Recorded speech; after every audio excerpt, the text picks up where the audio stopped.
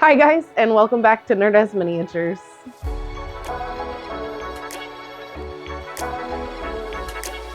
Well, this is Brucey, and he will not stop yowling at my feet, so say hi, Bruce. Oh, down you go. Oh, God, he's fat. What? Dang, it's been a long time since our last upload, and I'm really sorry for that. I've been working on different parts of this commission that I'm fixing to show you.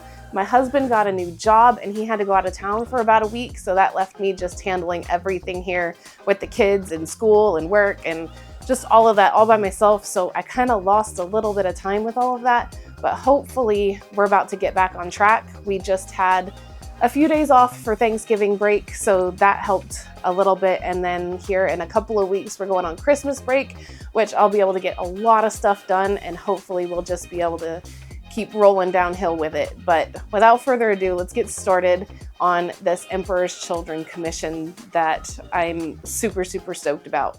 So this is going to be part one of a multi-part series on this commission for an entire Emperor's Children army. So make sure you tune back in if you want to see the rest of the army painted. So let's gather all of our tools together and start assembling these models. We've got 3 flawless blades and Lucius the Eternal to paint this time.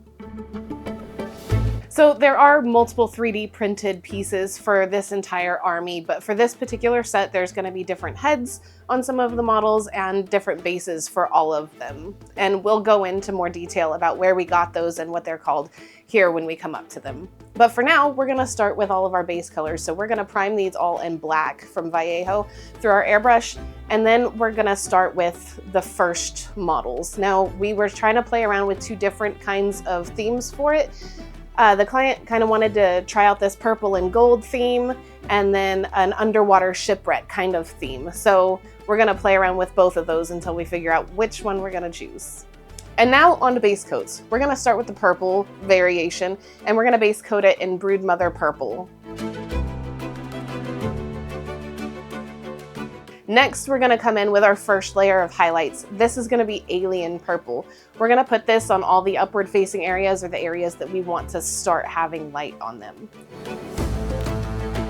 And then our last highlight is going to be Coven Purple. This is going to go in a much smaller area and just kind of going to be pinpoint highlights just to really bring that brightness up a little bit.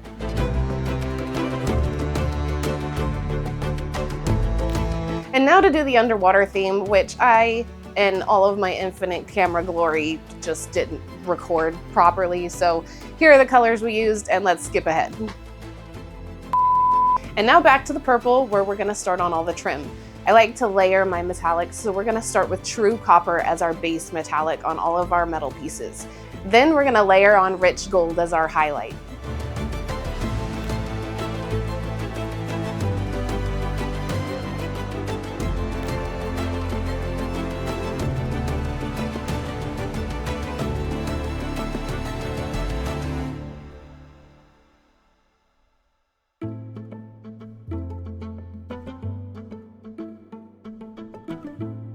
And now we're just going to touch up our black areas, add silver to our grenades, belt, and swords, and we're on to the skin.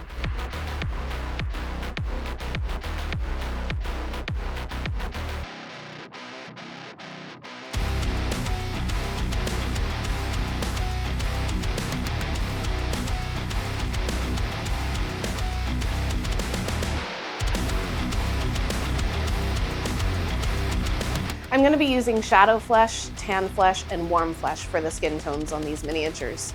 Now, I'm going to start off with Shadow Flesh, just pure and in its regular form, and then as we move up in the highlights, we're going to do 50-50 of each. So I'm going to do 50-50 of Shadow Flesh and 50-50 of Tan Flesh, and then I'll go 50-50 Tan Flesh, 50-50 of the Warm Flesh, and then I'll add an additional 50% of the Warm Flesh just because I want that nice highlight, but Warm Flesh all on its own is just a little bit too bright and looks a little cartoonish. The first base comes from my mini factory, and it is the Dark Gods on Blessed Grounds base, the Ruined Chapel bases. We're going to be using Coal Black, Bright Neutral Gray, Bright Warm Gray, and Ivory to paint these bases. Now these bases are going to be super simple. we're just doing a lot of layering with the dry brush. The first layer of dry brushing, we're just gonna take a little bit of black and the bright neutral gray to make a nice dark gray, and we're gonna go in really heavy with the dry brush on that. Make sure you still leave a little bit of the black base coat so that that still shines through, but this is gonna go on pretty heavy.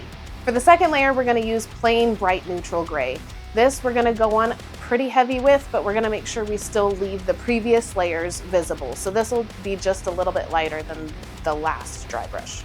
Next, we're gonna use warm neutral gray, and we're gonna do a pretty light dry brushing with this. We're gonna try to catch the edges and a little bit deeper than that, but we don't wanna go too hard and cover up everything else we did previously. And lastly, we're gonna take ivory, and this is just gonna catch your edges. You do not wanna do this very heavy at all. This is just very light pressure.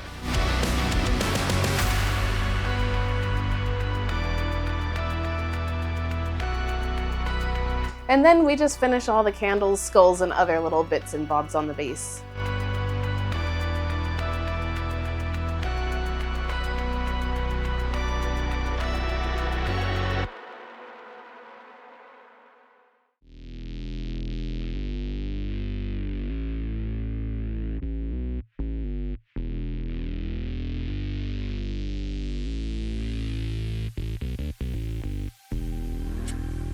And then we're gonna repeat all the same steps for our underwater guy.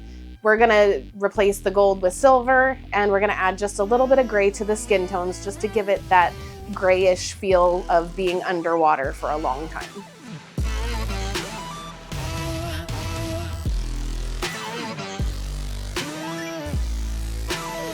And then his cloth, we really wanted to do this like dirty, muddy kind of color scheme, so that's what we landed with.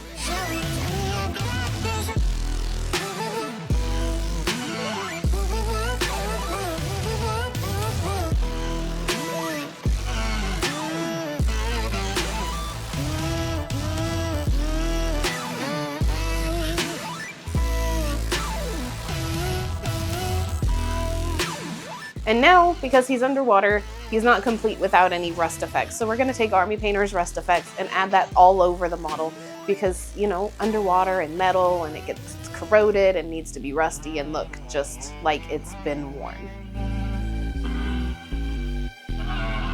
And then I'm gonna take a little bit of bright jade on a sponge and kind of sponge that in to bring back some of those highlights. And then again, I'll take a little bit more of the rust effects and put that over top just because it got just a little bit too bright.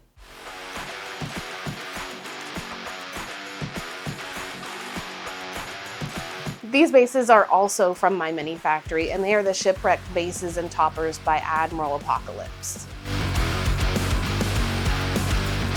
So I really wasn't sure what I wanted to do with this base, so I kind of just threw some paint to add it until I liked it. So enjoy the sped up chaos.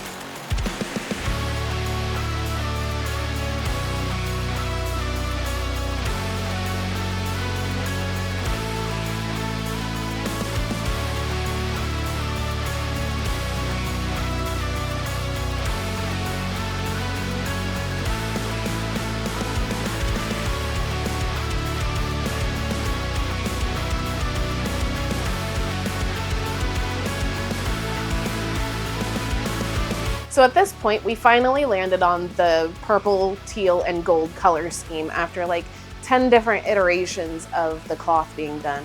We ran through magentas, purples, grays before we finally landed on this really pretty teal color.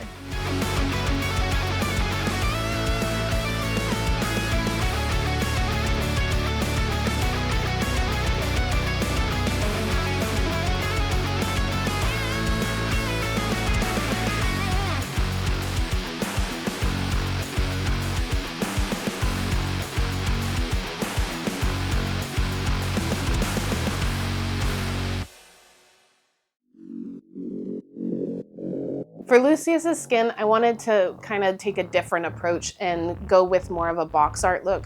So I added just a little bit of black and magenta to try and match that box art a little better.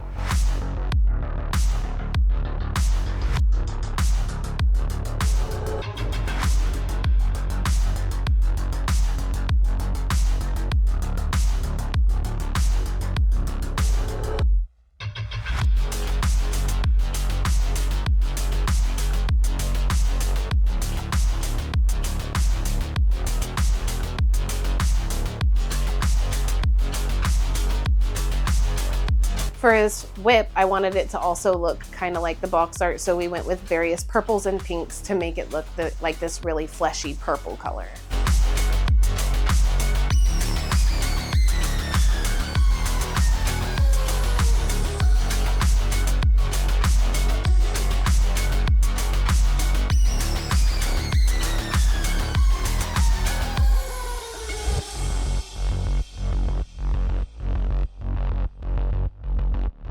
Then I moved on to all of the little bottles and tubing on all these miniatures. I really wanted it to look like there was some sort of liquid in there, so I made sure that there was a nice harsh line between the bottle color and the liquid color so that it could really look like there was something in there and then void space above it.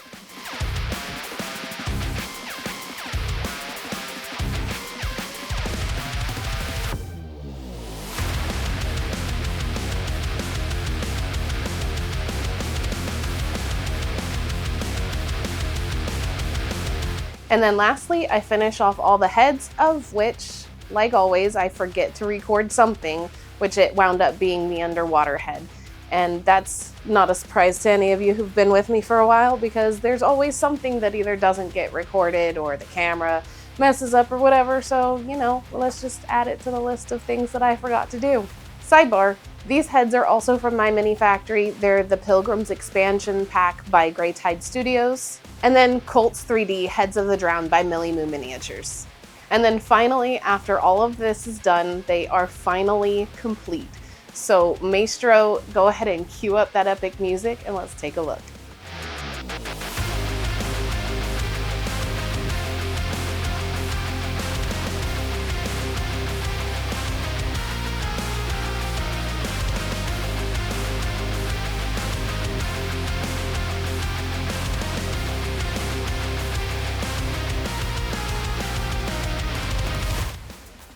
So we want to thank you guys so much for your continued support of our channel. It means the world to us, and you guys are seriously the best community out there. Now, if you don't already, don't forget to like, comment, and subscribe so you don't miss any of our future content. Everybody, go ahead and let us know in the comments what you really, really liked or what you really didn't like, or things that you want to see in the future. We read through everything. We take everything you guys say into account. And if you guys have some pretty cool ideas, I would love to hear them so that we can try them out on the channel. Don't forget to check out our Squarespace and our Etsy pages if you have any miniature needs. We have tons of stuff over there, and we are printing all of the time and shipping all the time. So let us know, because we are totally up for the challenge. And if you feel so inclined, we also have a Patreon page that you can join. You'll get access to our Discord and extra videos and all kinds of extra content. So that's always an option for you guys too. But until next time, thank you so much for joining us, and we'll see you later.